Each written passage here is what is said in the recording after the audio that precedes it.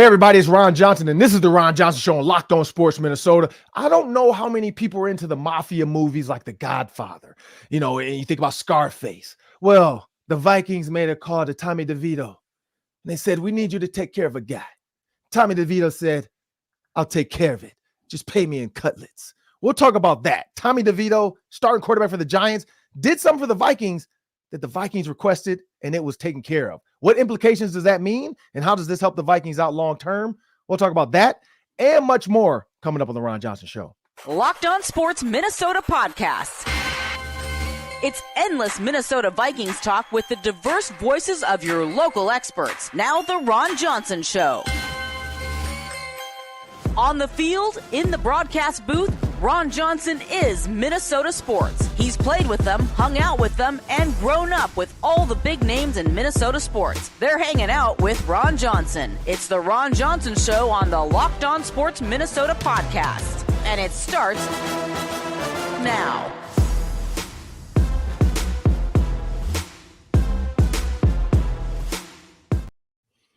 Hey, everybody, I'm Ron Johnson. This is the Ron Johnson Show, on Locked On Sports Minnesota, the Locked On Podcast Network. Today's episode is brought to you by FanDuel. Make every moment more. Right now, new customers get $150 in bonus bets. That's $150 in bonus bets with any winning $5 money line bet. That's $150, people. $150. Yes, not your money, their money. If your team wins, you get it out. All you have to do is make a $5 bet. $5 bet on anybody that could win. Doesn't have to be your team. Maybe take anybody versus the Panthers. Anybody versus the Panthers probably gets you that $150, people. Trust me, the Panthers are 1-12. Try it. Visit FanDuel.com/locked on to get started today. Well, today's show, we got Hall of Famer Cris Carter, former wide receiver for the Minnesota Vikings, join us. He's going to talk about Justin Jefferson. He's going to talk about these quarterbacks, Josh Dobbs and Nick Mullens. He's going to talk about where he stands in the history, the annals of Minnesota Vikings history compared to Justin Jefferson. So you don't want to miss that. That's coming up in the second segment, the Hanging Around Johnson segment. But we got to talk about the Giants, the Packers, the Bears, the Lions. I don't know if you guys know the song by Jasmine Sullivan. I'm not scared of lions and tigers and bears, but I'm scared of loving. Hey, Lions. We don't have any tigers in the NFL, but we do have bears. Let's put the Giants in there. You also have the Falcons, the Saints. There's a lot of teams. The Rams, the Seahawks. There's a lot of animals. As I bring my producer to the show, Sam Ekstrom, the reason I named all those teams, Sam, do you know what those 5 teams have in common? Are they all 6 and 7, Ron? They are all 6 and 7. Ding, ding, ding, ding, ding. Sam, you get the bonus bets today. Yes, those 5 teams, Sam, are 6 and 7. The Giants, to pay off the T's, Tommy DeVito and his agent, they made the phone call. That people are wondering, I'm about to tweet that. That just hit me. Who is he on the phone with? He's on the phone with the Minnesota Vikings. How much for us to take this guy out for you? Because you couldn't do it. You didn't want to do it. So how much to take out Jordan Love? And then the Vikings made him an offer, and he couldn't refuse. Why? Because at the very end of the game, he had a chance. Minute 22, I think, Sam? And he became an absolute sniper. Drove him down the field for the game-winning field goal. This guy, first 3 starts as an undrafted rookie. Hasn't been done. I just heard this stat on our partner, Dan Patrick's show on NBC Peacock. I think he's the first undrafted quarterback to win his first 3 starts or something like that, or first 4 starts, I think 3 starts since the guy's last name was Rupert, was the quarterback. It was 1987, maybe. Sean Payton, I think, was a quarterback at the time as well in the NFL. So I hope that wasn't just a joke that Dan and the Danettes like to tell. Make sure we post this video for Dan and the Danettes to hear. But yeah, it was Rupert was the quarterback. Mm-hmm. He did it. He was undrafted rookie. He won his first 3 starts. And Sean Payton allegedly was a quarterback, I think, in 1987 as well. I think that's when it happened. So Tommy DeVito is doing things that have never been done by a rookie since 1987, undrafted rookie quarterback at that. And what did that do for the Minnesota Vikings? It helped big time because the Packers now at 6 and 7 instead of 7 and 6. Are now a game and a half behind the Vikings. If the Vikings beat the Bengals, and if they beat the Packers, even if they beat the Packers and the Packers win their other 3. The Packers can go 3-4 because they have easy ones. We're looking for a money line bet, people. Bet Packers to beat the Panthers. There you go. There's your $5 money line guarantee. Packers will beat the Panthers. But you look at the Bucks, you look at the Panthers, you look at the Bears. Those are 3. The Bears probably will beat the Packers in the season as well. But that is 3 easy games for the Packers. Vikings have to beat the Packers, and then they're in. Even the fact that they'll both have a 9-8 record, they're tied. But the Vikings will have an advantage because they would have beaten them twice. That puts the Vikings at the 6th seed. So, Sam, in this instance, the Vikings at the 6th seed, they'll play probably the Lions again. But when you look at the Cowboys, because they have smoked some teams, the Eagles, as you told me, dropped down to 5th. Would you rather play the Cowboys or the Lions? Great question, because while Dallas is smoking teams in their building, they've got one of the best home point differentials of all time. It's still Dak in the playoffs. It's still Dallas in the playoffs. Yep. And historically, that's a good thing. You want to play Dallas in the playoffs. However, this Detroit defense, man, they are leaky. They are in shambles. I mean, look at their last 5 games. They gave up 38 to the Chargers, snuck away with a win. They were down 2 scores against the Bears, snuck away with a win. Got beat by the Packers on Thanksgiving, went to the wire with the Saints last week.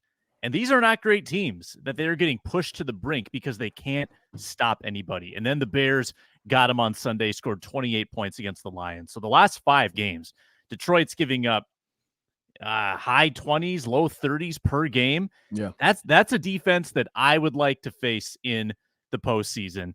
And I guess I like our defense's chances of shutting down Jared Goff more than shutting down Dak Prescott and all those weapons. So I think I lean Detroit. Yeah, I mean, and again, Detroit is going to Detroit. They are going to Lion. Now, you're right. The Cowboys, the last couple of years in the playoffs, even going back to Tony Romo, they've had some absolute meltdowns where people are like, oh, the Cowboys should win this game. And they just pissed down their legs. Like they have a moment of just like fear or bad calls. But you're right. When you look at these last 5, the Bears put up 28 points on them. The Saints put up 28 points on them. The Lions, again, put up 22 on them. And then the Bears put up 28 and 26 on the Lions.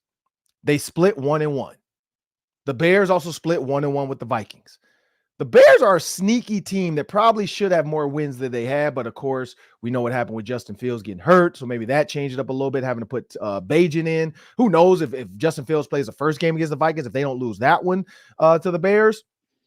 The Bears, I think they kind of feel like Justin Fields, now they know he probably is the guy.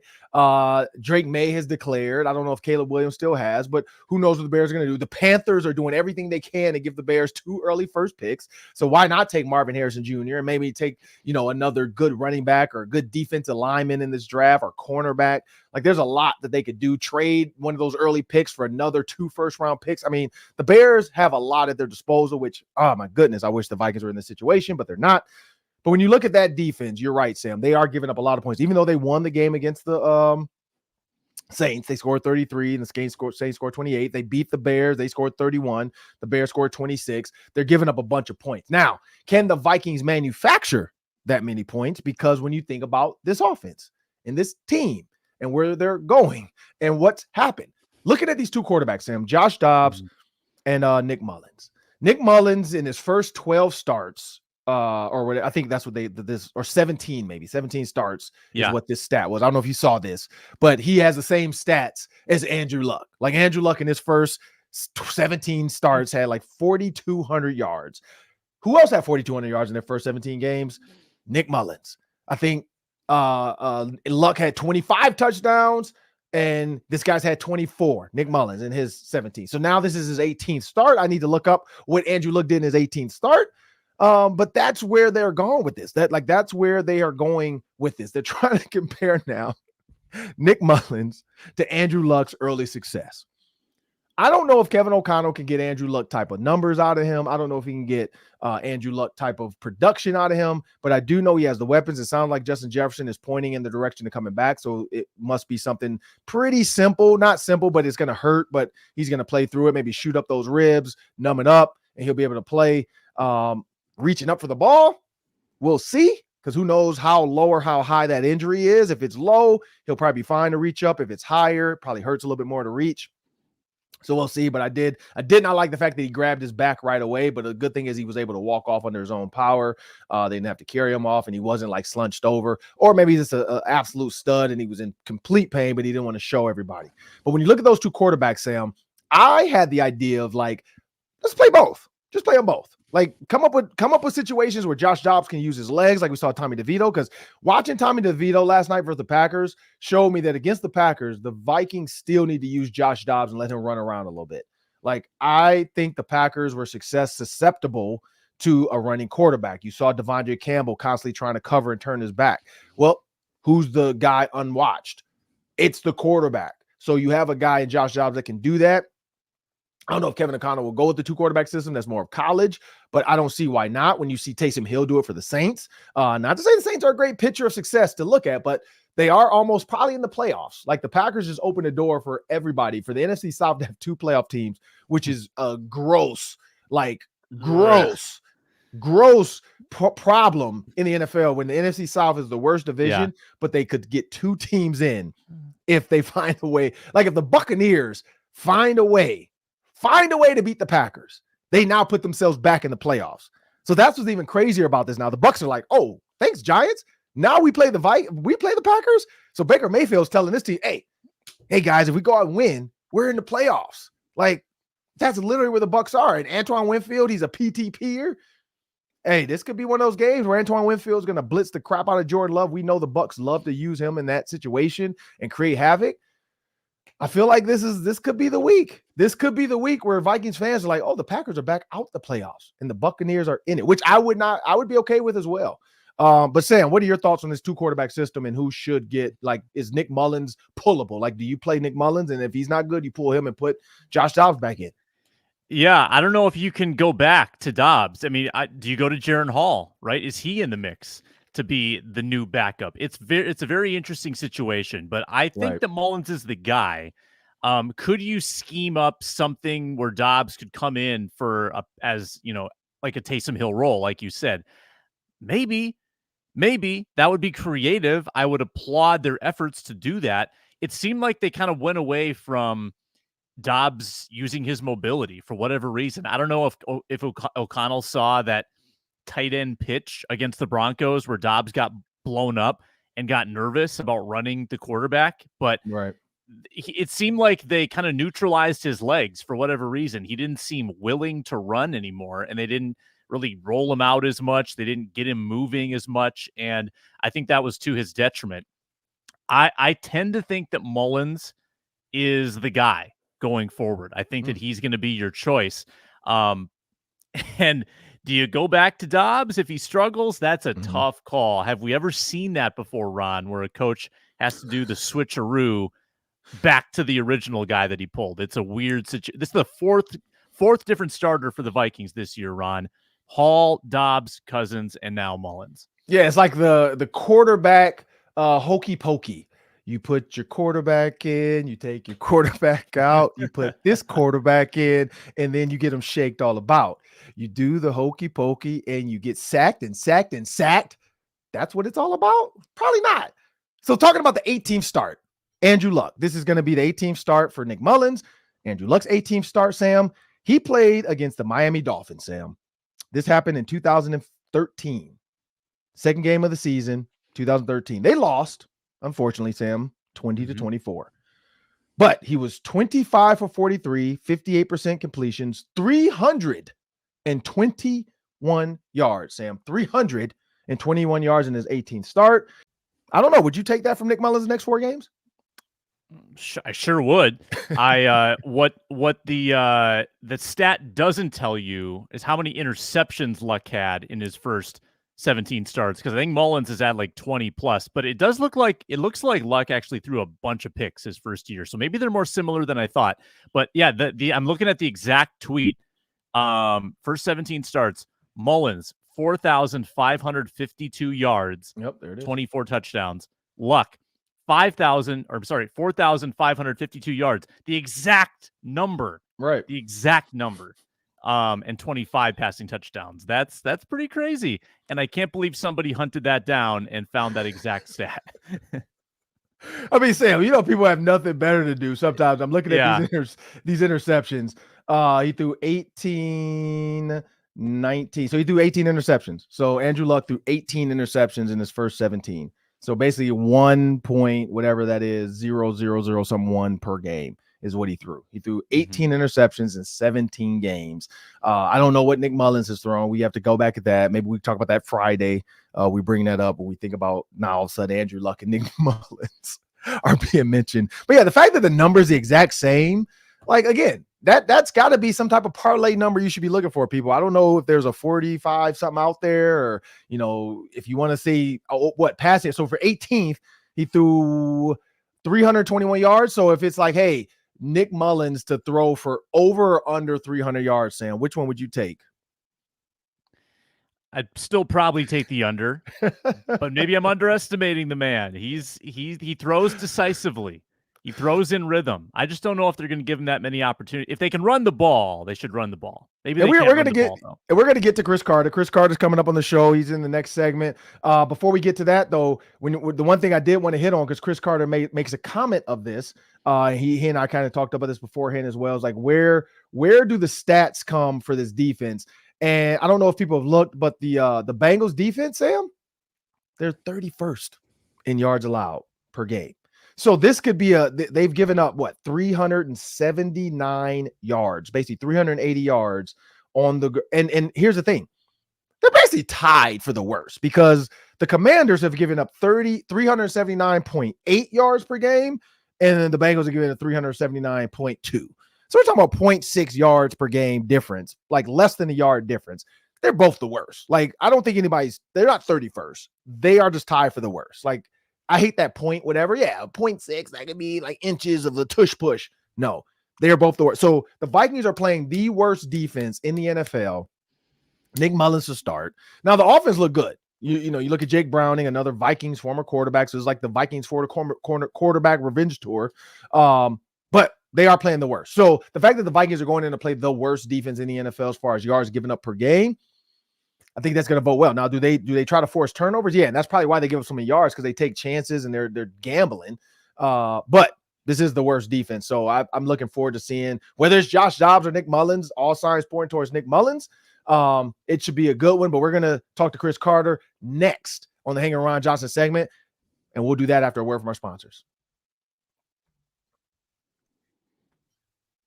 Weather's getting colder and the deals are just getting hotter at FanDuel. And as we've told you before, new customers can get $150 in bonus bets with any $5 money line bet. So if you have confidence in Andrew Luck Mullens to get the win against Cincinnati, $5 money line bet on the Vikings and get $150 in bonus bets straight to your account when the Vikings win. If you've wanted to join FanDuel, now is a great time, because this is a great deal. And with those 150, you can spread that out on whatever you want, the spreads, the player props, the over-unders, and more. You have total control over how you play with those $150 in bonus bets. Visit FanDuel.com/lockedon and bet the NFL. FanDuel is an official partner of the National Football League. Well, now it's time for the Hanging Ron Johnson segment. Of course, when anything receiver happens in the NFL, I got to go to my guy, Cris Carter. He needs no introduction. One of the best receivers to ever do it. One of the top receivers to ever lace up the cleats. Cris Carter, thanks for joining me in the Hanging Ron Johnson segment. Hall of Fame wide receiver Cris Carter. I see you rocking the Unreal sweatshirt. I got mine on as well, man. Seeing those. My thoughts are, now I don't know if you saw this the newest now, the Unreal brand. They've partnered with the Chiefs, the Bears, and I think it's the Packers. No, sorry, the Panthers. The Panthers, the Chiefs. So those two I knew, because you got Adam Thielen and then the Chiefs. The Vikings former employees. His dad is one of the VPs of the Chiefs, so I knew that was going to happen. He's one of the models for Unreal. But then the Packers. So when you see Unreal doing that, I know it's a straight business move. Speaking of straight cash, homie. But for Vikings fans, people are kind of now saying they're upset that they partner with the Packers. Man, what are your thoughts on that? Well, for one, we had it to ourselves for a little bit. Yep. And then now, because it's such a good product and good company, they really make good stuff. And it fits well. The fabrics they use are tremendous. So, I'm all about growth. So their ability to be able to span in the NFL marketplace is phenomenal for them. They've done a great job. They deserve it. Yeah. People, when Kevin O'Connell decided to bring in Josh Dobbs, everybody was kind of like, hey, let's see what happens. And he killed it. And everybody's like, okay, we can sign him to a long-term deal. Then he has a couple struggle games. Nick Mullens has to come in. They win a 3-0 game. When you look at Kirk Cousins now, what kind of value does this add to Kirk Cousins' ability to negotiate a new contract with the Vikings? I don't think the situation has changed one bit. Mm-hmm. I think that when Josh Dobbs came, people were very, very excited, but there's a reason why guys are back up in the NFL. And not only at quarterback, the ability to be consistent week in and week out, that's what players struggle with, and especially backup quarterbacks. So I knew the struggle was going to come. Sometimes when you have a limited information and the game becomes reactionary, and he was able to use his athleticism to get himself out of a couple pinches early the first couple of weeks. But if you look at the last couple of weeks, he hadn't been able to run too much. And they've taken away his ability to escape and run. So that takes away some of his ability to make big plays. And if you look at the first, 8 quarters, 10 quarters he was playing, they wouldn't have been successful without his legs being involved. So now defense have taken that away. They've adjusted. But it took some guts for coach to be able to bench him and to be able to pull out the win there in Las Vegas. So I'm really impressed with the coach and his ability to manage that position and be able to get the best out of it, even when guys aren't playing well. But for me, Kirk Cousins, we have enough of a sample size in Kirk Cousins to know that what he can do, what he can't do. And if you don't have complementary pieces around him, he's going to be marginalized just like any other quarterback. Yeah, and if you were in Justin Jefferson's situation, you decide, he came back, hamstring, looked good, healthy, moving fast, runs an in-breaking route. We all know that. You can't get gator arms when you're going across the middle. You just got to man up, and it's going to happen. He takes a huge hit. Josh Dobbs throws it a little high. Everybody's calling for Josh Dobbs' neck at that point because Justin Jefferson has to go off the field, and he's rushed to the hospital for just, x-rays, make sure nothing else is bad. Sounds like he's going to play Saturday. Unfortunately, it's not a Sunday game. He would have that extra day of rest, but now they're going to play Saturday versus the Bengals. Has to make a flight with whatever's ailing that rib or that back. Because you saw a reach for it. But as a receiver, when you see that happen, in your mind, do you get a little pissed at Josh Dobbs, or you just like, it's just part of the game? The high ball across the middle, that makes me different than everybody else. If you can do that on a regular basis, if you can get the quarterback comfortable doing it, you're going to be in an elite class if you can do it at a high level. So for me, that's the way, I looked at it. And being a bigger receiver, that's part of what I provide from a physicality standpoint to the team, is being able to go and do that. So a guy like Brad Johnson would come up and apologize. Oh, Cris, man, I'm so sorry. I'd be like, hey, Brad, I'm glad you threw it high, because now everyone knows it wasn't you, it was me. So I used to poke fun at him, but it's not the quarterback's fault. He's trying to deliver the ball. This one came a little high. Yeah. But that's just something Justin Jefferson and the fans, because we've been spoiled by him for so long. But I am going to tell you this. In my first 200 games in the NFL, I only missed 4 games. So Justin Jefferson missed 5 games already this year. So people making the comparison to him and Randy Moss and myself, like, be careful. Be careful. Like, 8 straight Pro Bowls. He won't be able to get that one either. This is tough to play this business at a high level. And I believe he'll get back healthy. I believe he'll be back in the offense. But when you don't have continuity at quarterback and the wide receivers in practice time, you see the inconsistencies that we've seen in our passing game. Yeah, and looking at the pieces around Justin Jefferson, because you guys, Jake Reed, yourself, Randy Moss, three-headed monster, best trio to ever play the game. People can say whatever they want about some of these new age trios, and I've seen you kind of look at it and comment about it. I saw Reggie Wayne, Marvin Harrison. They're more of a duo. They had Brandon Stokely, but it's more Peyton Manning making those guys a 3-touchdown or 10-touchdown group for all three to get over 10 touchdowns. Because I've had that discussion with Reggie Wayne as well. But when you look at, we've had the Adam Thielen, Stephon Diggs. There's been tons of them. But when you look at this group now and you see guys like KJ Osborne make some good catches, but then drop some easy ones, and they didn't really help Josh Dobbs out much. You're in that locker room or on that sideline, whether it's, hey, this week of practice, what are you telling the guys that are dropping some of these easy balls? Like, what kind of work are you trying to get them to get done this week? Well, I don't believe in dropping the ball. Dennis Green used to teach that every drop pass is like a turnover. And he always made it a point to me that dropping the ball is very important, because if people see you drop the ball, they'll think they can drop the ball. And I was like, Coach, I ain't going to drop the ball. He said, I know you're not, because I'm going to make sure you don't drop it. And I don't want people being able to look at you and be like, oh, it's okay to be able to drop one. No, it's not. So that's always been my philosophy. So I didn't like what I was seeing on Sunday. And if you're going to be a professional receiver, high draft pick, KJ Osborne, you're trying to step up from number 3 this year to being number 2, and you want to get paid money.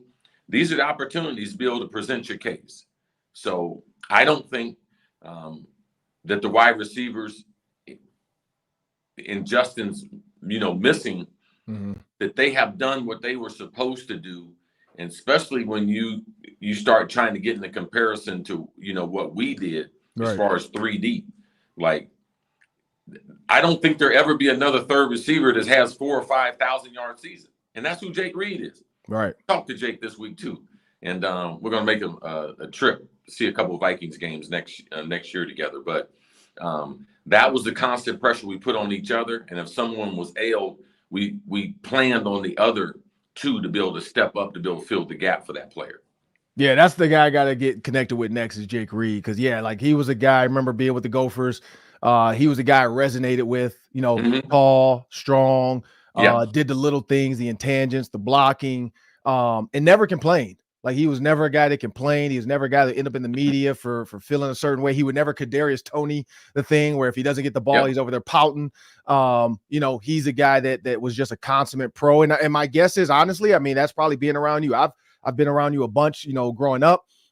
We've sat down at Larry Fitzgerald's house, had conversations about what you did as a pro, the wax in the hands, the rice, the lotion, the gloves.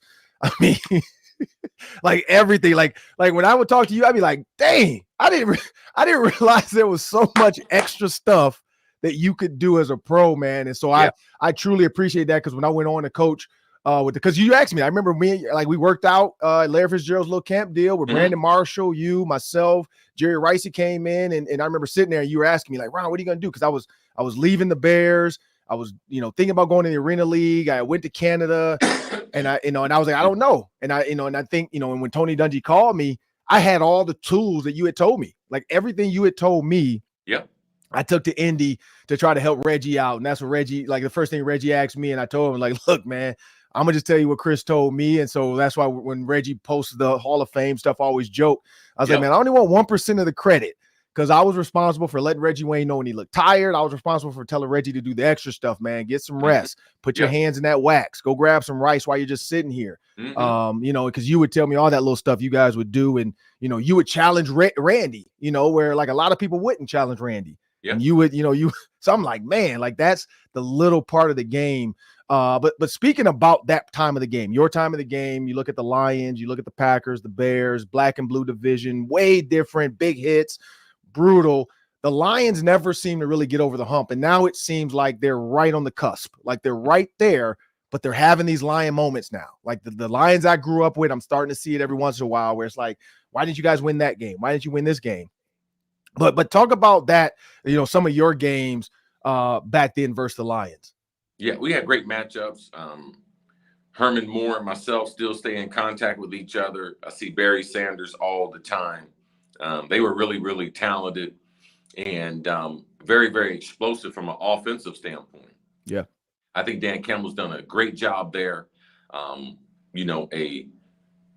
Really hard-nosed former NFL player in that spot who understands, because, he did a lot of it on grit.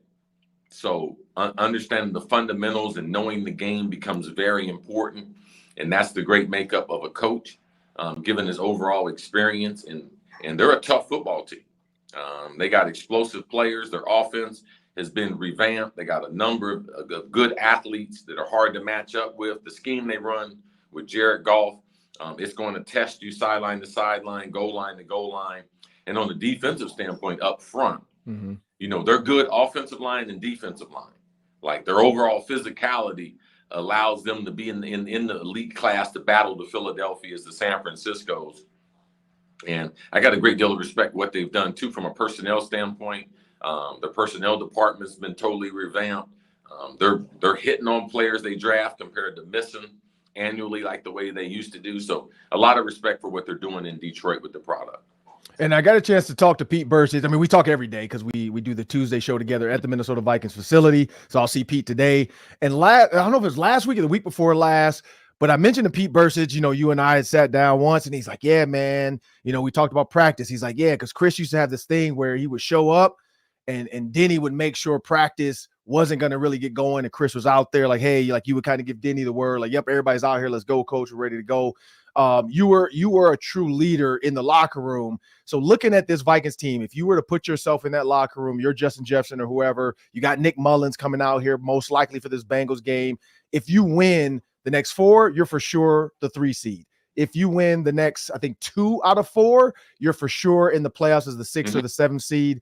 And you have to beat the Bengals. You have to beat the Bengals because those Lions games, you don't know. But you have to beat the Bengals, you have to beat the Packers. What kind of mindset and what kind of voice are you talking through the players? Even today, they're getting treatment. They're gonna be over there today when we get there. And then, Wednesday, Thursday, getting on the road Friday to go play a Saturday game. What are you telling these guys to make them realize it's in our control right now? I'm telling them we really don't have any goals besides winning. All the individual stuff, we can't worry about that.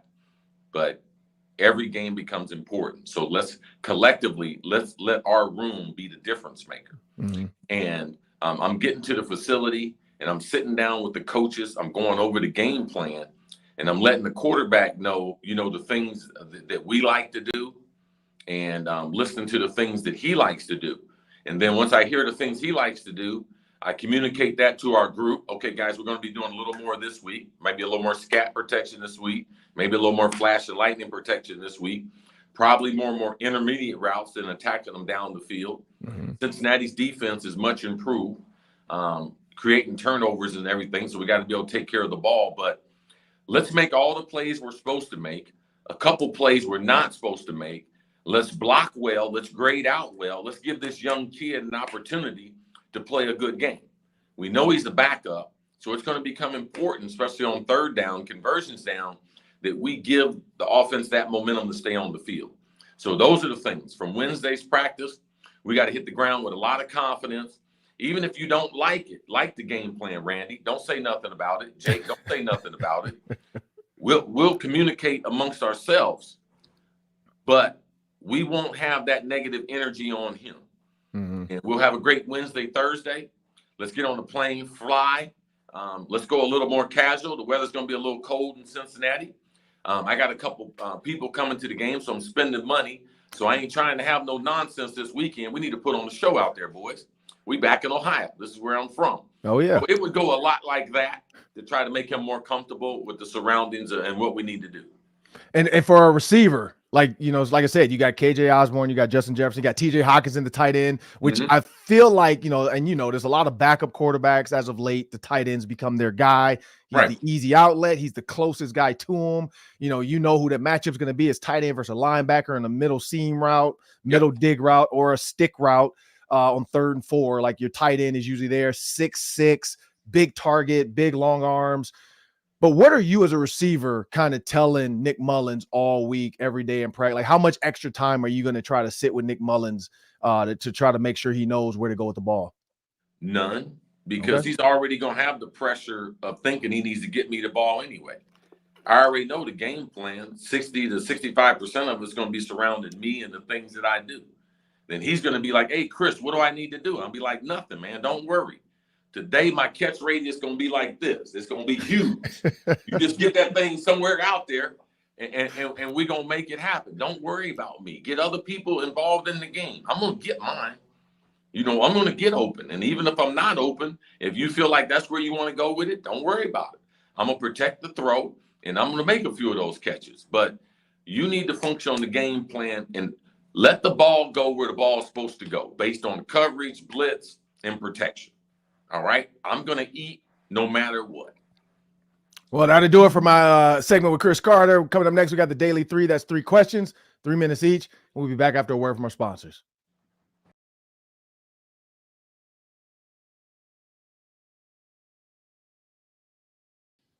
And Locked On family, for the everydayers, we are on SiriusXM Radio. For anybody just tuning in is new to the Ron Johnson Show and Locked On Sports Minnesota, you can find us on the SXM app. Just go to any app market that you have, search SXM in the app, and you can get all of our videos, all of our shows. You can get all the Minnesota Vikings Locked On Sports Network podcast, as well as other Locked On shows as well. If you're a fan of the Vikings, but you also like the Pistons or the Lions or whatever, just check out Locked On. If you like the Jazz, if you're like a Walker Kessler fan, you can check out Locked On Jazz as well on the SXM app. You might just want to keep up with Rudy Gobert's competition, but either way, check out the SXM app in the SiriusXM market. Just search SXM. And then if you want to look for Vikings, just search Vikings and you'll see all the Vikings content that we have on there.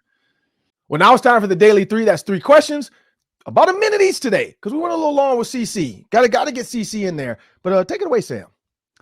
All right, let's talk NBA. Wolves, they can't win every game. They go to New Orleans without Anthony Edwards, got that troublesome hip injury, and they fall by 14 points as the Pelicans pulled away in the fourth quarter. Zion got him 36 points for Zion. He was playing a little angry. People have been riding him the past couple of days. But Wolves fall to 17-5, still the best record in the NBA, Ron. Yeah, I mean, here's the thing. Without Anthony Edwards, when you look at the points, the spread of the points, Mike Conley had to give you 17. Karl-Anthony Towns had to give you 17. And then we're always talking about that extra guy, because I know in the basketball party, that's been our big thing, is who is the extra guy? Who is the bench guy? And, my guy was Nickeil Alexander-Walker. And he only gave you 17 points, 7 points. So when you think about that, Rudy Gobert giving you 8. You got Troy Brown Jr. coming in for Anthony Edwards, giving you 5. Now, we did have Jaden McDaniels. Nas Reed gave you 17. Shake Milton gave you 12. But there wasn't like 17 from 3 guys. That's great. But where's that 30-point guy? Where's that Karl-Anthony Towns 30-pointer or that Rudy Gobert 25-pointer? They needed that, or even 20 from Nah. They needed one more, they needed one guy to really just jump out and go after it, and nobody did. Anthony Edwards probably is that guy, or would have been that guy. But again, he's probably on some kind of pitch count or, just load management with that hip to make sure he doesn't overload it, doesn't get too sore and hurt too bad, because, nagging, it can last longer than you want it. And then all of a sudden because when you're the number 1 team, not in just the West, but in the league, got to be careful with that. So I think that's a big thing. And then the Pelicans, you're right. They, after losing to the Lakers, everybody talking about Zion's weight, the team, now some phantom report from somebody within the facility saying we told him to lose weight and he said no. He's probably just look, dude, I can play on this body. Y'all got to chill out with this. And so, it probably was a little bit of that too, just the get back, the pissed offness when you see the Lakers win it, and the Pelicans probably realize if they had won it, they, won that game, they probably win the in-season tournament. There's a lot behind that. But again, the Timberwolves, you can't win them all. They're still the number 1 team in the West. If you were to say this is where they would be right now, I don't think anybody can play. The fact now that we feel like they should win every game shows how good they actually are.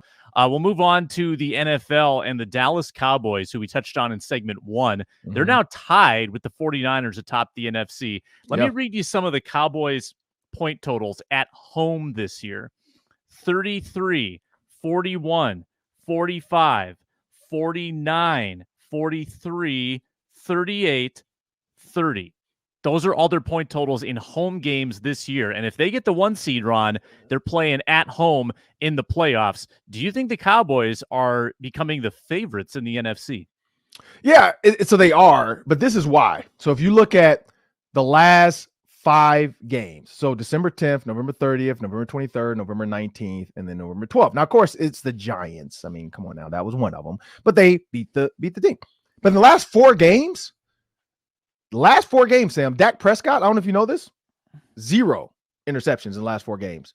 That is absolutely, I mean, his passer rating, 142 versus the Commanders, Sam, 331 yards, 4 touchdowns, 0 interceptions. He had a 142. He was 10 to 11 basis points off of a perfect passer rating, Sam. I think 153.8 or something is like the best you can be, or was it 158.3? Maybe it's 158.3 or 158.3. 158.3. So he was 16 off, Sam, of perfection. 331 yards, 4 touchdowns. Dak Prescott playing at this level where he's not throwing interceptions, where he's not making mistakes, where he's getting out the ball. 271, 299, 331. Like, he threw for 400 yards, Sam, against the Giants. 400 yards, 4 touchdowns, and 1 interception, and still had a 138 passer rating. I mean, 3 touchdowns against the Eagles, no interceptions, 115, 2 interceptions against the Eagles, 271. Like, against the best, those were the games where he was kind of like falling apart, and then he would beat the teams he's supposed to beat, and people are like, oh, that's why Dakota's not the best. Like, he's playing a good game. He's having a great season. And so the fact that he's playing this well, the defense is playing well as well, and they're doing this without Trayvon Diggs. That's what's even crazier about this. They're doing without Trayvon Diggs. They actually found another guy in Bland who is ridiculous right now with interceptions, return for touchdowns. But this team is just playing well together. And so, yeah, they are. Now, this was even crazier. Down the stretch in the NFC, you might not want the 7th seed because the 49ers could end up there. Like, that's where you don't want to travel to, is having to travel. So I think people are praying that the 49ers keep winning and maybe the Cowboys lose one, because that's going to be the key to this. If the Lions somehow, think about this, the Lions somehow can beat the Cowboys and push them down to 2, that's where people's like, do that. Like, put the Cowboys at 2. But if the Cowboys run through the Lions, they end up at 1 because the 49ers lose 1 more. I mean, this is the NFC year where, like, AFC is kind of like, whatever. You know, who knows what's going over there. Patrick Mahomes is crying. But this Cowboys team is actually pretty good. And so that's what's scary, is like, you're now hoping for not the 1 or the 2 seed team to play. You don't even want to play the Eagles at 5. You want the Lions. Like, you want to be that. Like, I think that's the best chance you have, is getting the Lions.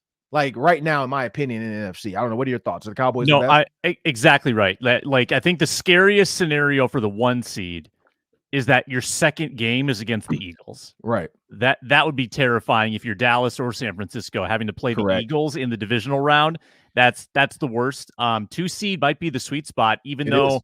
But again, you don't get the bye. So that's the catch, is that you'd go into the Eagles game rested as a 1 seed, but it's also the Eagles. But it's kind of a bye, though, because think about the teams you could possibly get right now if you're the 2. It's the Packers, the Saints, the Bucks, the Seahawks, and the Rams. Like, none of those 5 are scary. I think of those 5, personally, the scariest to me in the playoffs, if all healthy, is the Rams, because of that offense. Like, when you think about Puka Nacua and you think about what's his name, Cooper Kupp. Also the Seahawks, though, I think those 2 in the play. But the Falcons and the Saints, I think if they're the 2, so you're like, yeah, I'd rather play the Falcons and the Saints right now. I don't want to, like, I'll take that over a bye, and then I can skip over having to deal with the Eagles in that next round. Like, that's what's crazy about this whole situation. Yeah, that's a good point. You did mention Patrick Mahomes a second ago. Let's get your opinion on that. Kadarius Toney called offsides to wipe away an epic Travis Kelce lateral for a touchdown, and the Chiefs lose to the Bills. That was the discussion all day yesterday. Was Toney offsides? Should they have called it? What do you think as a former receiver? He was offsides. He was. And the problem is, when we used to point, or not used to, we all still point, but when receivers point to the line, you're supposed to do it when you're set. You get set, you look over, you point. Kadarius Toney kind of did it arbitrarily because it's ingrained. At this point in his career, he's been doing it since he was a kid. So you run and you do the point, you line up. Well, the problem is the point is like, hey, am I good? And then he puts his hand down. If he puts his hand down, that means you're on. If he does this, that means you're off. And so Kadarius Toney does it and never looks over at the ref. Like, he just does it arbitrarily and then lines up. You have to actually, like, watch. Where's his hand? If his hand is up, back, or is he telling me to back up? Because he'll now, here's the thing. He doesn't have to tell you. That's where Andy Reid says, like, as a courtesy. He doesn't have to tell you to back up. Now, he can say, okay, back, but he does never be offsides. Always be, you always have been taught, be an extra yard back, because then they'll tell you to move up a little bit. To get in the yard back is so nobody can jam you. That's why I understand why Kadarius Toney is too far constantly. Like, they showed it like 5 times where he did that. That to me is dumb. You always want to be back a little bit because you don't want to get jammed. You want space between you and the DBs. So I don't understand it. That's just being lackadaisical and not paying attention. But I don't know. What are your thoughts? I think Patrick Mahomes is wrong, though. You just stay out of it. Your guy was wrong. He was wrong. Move on. Like, you can't say, like, well, normally they let us do this, and so now they're going to call it. Like, oh, man. That's like saying I've robbed 5 stores and I've gotten away with it, and then you get arrested on the last one. Like, what? You're wrong. Like, you're wrong. You just didn't get caught the first 4 times. Like, let it go. But what are your thoughts? Yeah, no, I'm thinking of, I'm guessing you saw the Orlovsky breakdown. Orlovsky highlighted all the times that Toney was offside in the game. Yep. So, like, I don't have a lot of sympathy when he's constantly line stepping, but the officials also not calling it before that moment. Correct. They look inconsistent. Correct. If he's been doing it all game, then the officials kind of look bad too. I do think it's that you can't get upset if you're offside and they call it, but you can scratch your head at the inconsistency of it and say, well, okay, if you called it when you should have earlier, maybe we don't make that mistake again. Correct. So, but again, Toney's made a bunch of mistakes this year too. Like, those receivers keep shooting themselves in the foot for the Chiefs. So I don't feel too bad for them because they've been making mistakes every single week. Yeah, they have. And that's the thing with Kadarius Toney is, you're right, Sam. Like, I think the referees even, it's almost like the final exam. Like, when it's just a normal, like, day of school, they're not paying attention as much. But when that final exam, last play of the game, last drive of the game, they're dialed in because they're like, okay, this is when it really matters. Let's pay attention, guys. Where were you at for the first 4 quarters of the game, or the first 3 quarters of the game? You know, but again, we're human nature. Human nature. You did it too, Sam, in school. First 3 quarters of the, or first whatever 3, first half of the year plus a little bit more.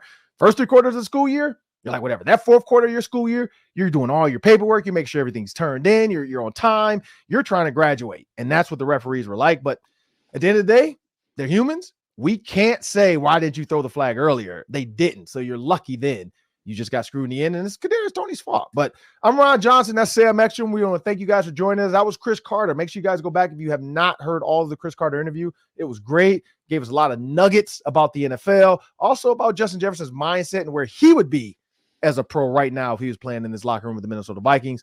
I want to thank you guys. Remember, 24/7 Locked On Sports Minnesota on YouTube. Just go to YouTube, subscribe to Locked On Sports Minnesota. You just need an email address, and you can get 24/7 of our shows, whether it's the Ron Johnson Show, Locked On Sports, Locked On Wild, Wolves, Gophers. It's all on the app on YouTube. Make sure you guys download that. Again, thank you. Have a great day.